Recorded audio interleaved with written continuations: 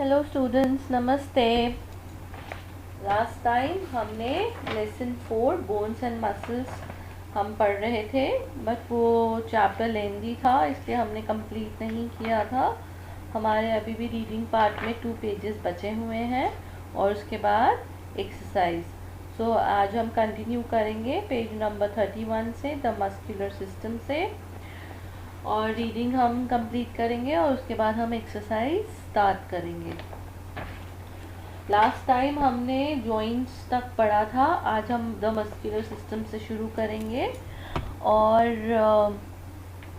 आपने reading practice करनी है और लेसन को समझना है और उसके बेसिस पे फिर हम उसके क्वेश्चन आंसर्स करेंगे। Okay.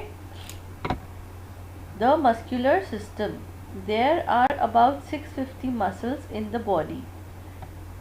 They are the soft and fleshy part of the body.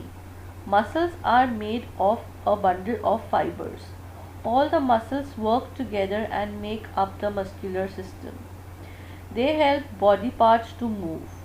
Muscles are attached to the bones by strong fibers called tendons. There are 3 types of muscles. अब हम मसल्स के types के बारे में पढ़ेंगे। Voluntary muscle, we can run, walk, bend or lift a weight with the help of voluntary muscle. Our arms and legs have voluntary muscles. These muscles work according to our will. Voluntary muscles कौन सी होते हैं? जिसपे हमारा control होता है, वो हमारी will के अकॉर्डिंग वर्क करते हैं, वो मसल्स होते हैं। अब जैसे कि रन, वॉक, बेंड या लिफ्ट, कोई वेट करना हो with the help of voluntary muscle. अब रन जब हम करते हैं, वॉक करते हैं या बेंड होते हैं तो वो हम अपनी मर्जी से मूव कर सकते हैं, हम अपनी बॉडी को, हम अपनी मसल्स को मूव कर सकते हैं। सो ये एग्जाम्पल होता है वॉलंटरी मसल का, जो हम अपनी विल के हिसाब से मसल्स मूव हो। और इनवॉलंटरी क्या होता है? These muscles work on their own, ये अपने आप वर्क करती हैं, इसमें हमारा कंट्रोल नहीं होता है। For example, we can not control the movement of our heart और स्टमक। अब हम अपने हार्ट को तो कंट्रोल नहीं कर सकते ना, वो पंप करता है ब्लड या बीट करता है तो हम वो हमारे हिसाब से तो नहीं कर सकता। या स्टमक में कोई भी मूवमेंट होती है या स्टमक का जो भी फंक्शन होता है वो उसको हम नहीं कंट्रोल करते, तो उसको बोलते हैं involuntary muscle. The movement of muscle which are not in the control of our will are called involuntary muscle. Such type of muscles are found in our eyes, stomach, intestine and the wall of the blood vessels. अब ये जो involuntary muscles होती हैं वो eyes, stomach, intestines and walls of blood vessels होती हैं। अब इनको तो हम इनमें से किसी को भी हम अपने हिसाब से कंट्रोल नहीं कर सकते ना, ये अपने हिसाब से मूव होती हैं ये मसल्स, तो ये अपने हिसाब से ऑटोमेटिकली दे वर्क।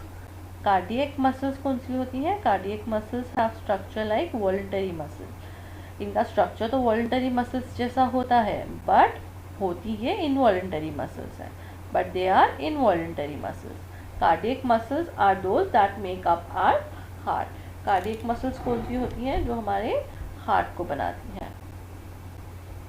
अब वर्किंग ऑफ मसल्स के बारे में हम पढ़ेंगे। When muscles in the body tighten and relax, it produces movement. Each muscle of our body acts and produces particular movement.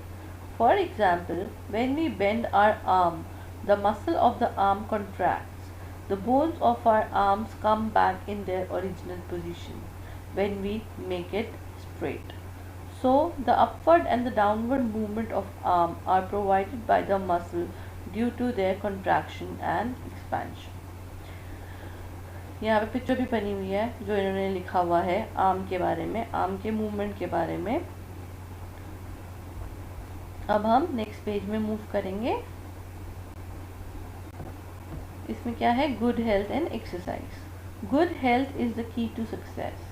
We should always eat a balanced diet. Balanced diet makes our internal system strong and active. Balanced diet protects us from disease. इसमें क्या है? Good health is the key to success. Good health बहुत ज़रूरी है हमारी life के लिए, हमारी बॉडी के लिए। We should always eat a balance diet, हमें हमेशा बैलेंस डाइट लेनी चाहिए। बैलेंस डाइट से क्या होता है, हमारे जो भी इंटरनल सिस्टम है वो स्ट्रॉन्ग भी रहता है और एक्टिव रहता है। बैलेंस डाइट हमें प्रोटेक्ट करती है किसी भी डिजीज़ से। हम बैलेंस डाइट लेंगे तो कम चांसेस होते हैं हमारे बीमार पड़ने के, to fall sick. The muscle become stronger with regular exercise, अगर हम रेगुलर एक्सरसाइज करेंगे तो हमारी मसल्स स्ट्रॉन्ग होती हैं। Well developed muscles provide graceful shape to the body, जो वेल डेवलप्ड मसल्स होती हैं वो ग्रेसफुल शेप प्रोवाइड करती हैं हमारी बॉडी को, अगर हम एक्सरसाइज करेंगे तो। To keep our body in a good shape, we should always sit, stand and walk in a good posture. हमें अपनी बॉडी को गुड शेप में लाने के लिए हमेशा अपना पोस्चर का ध्यान रखना चाहिए। हम जब बैठते हैं तो वी शुड सिट स्ट्रेट और स्टैंड एंड वॉक, हमें अपना स्टैंड और वॉक करने में भी अपना पोस्चर चेक करना चाहिए, उससे हमारा गुड शेप बनती है अगर हम पोस्चर पे ध्यान देंगे तो। We should take enough rest and sleep to relax our body, हमें प्रॉपर रेस्ट और स्लीप लेना चाहिए रिलैक्स करने के लिए बॉडी को। We must not eat junk food, it is harmful for our body, हमें जंक फूड भी नहीं लेना चाहिए, वो हमारी बॉडी के लिए हार्मफुल होता है। ओके, अब हम मूव करेंगे एक्सरसाइज पे। एक्सरसाइज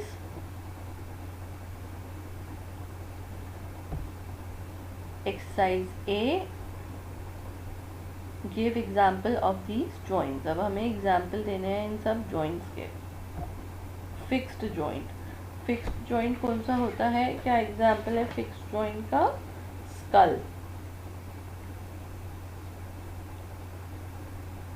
पाइवट जॉइंट, बैकबोन और स्पाइन। जो बैकबोन और स्पाइन होती है वो एग्जाम्पल होता है पाइवट जॉइंट का। मैंने आपको सारे जॉइंट्स के बारे में पढ़ाया था, आप खुद भी रीड करेंगे। Hinge joint, knees, fingers, toes, ये एग्जाम्पल है हिंज जॉइंट का। Gliding joint, wrist and ankles. Ball and socket joint, shoulder. ये आपको सब लर्न होना चाहिए। B, tick the correct option and fill in the blanks. अब हमें करेक्ट ऑप्शन यहाँ से चूज करना है और उसको ब्लैंक में लिखना है। Our body works with the help of bones and dash, muscles, ribs and organs. इसमें से कौन सा आंसर करेक्ट है? So our body works with the help of bones and muscles, A option. The number of bones in an adult body is dash, number of bones कितनी है adult body में? 200, 206 और 202। The correct answer is 206, option B. Bones gives shape, support and strength to our dash. Lungs, body or tongue. Option B, body. The muscles under our control are called dash. Muscles अभी हमने पढ़ा था, तो muscles जो हमारे control में होती है हम उसको क्या बोलते हैं? Involuntary muscles, voluntary और cardiac muscles. तो answer will be voluntary muscles. The framework of bones in our body is called dash system. The framework of bones in our body is called the skeletal system. Bone has jelly-like material called bone marrow. The ribs are thin and curved bones. Our hands are called forelimbs.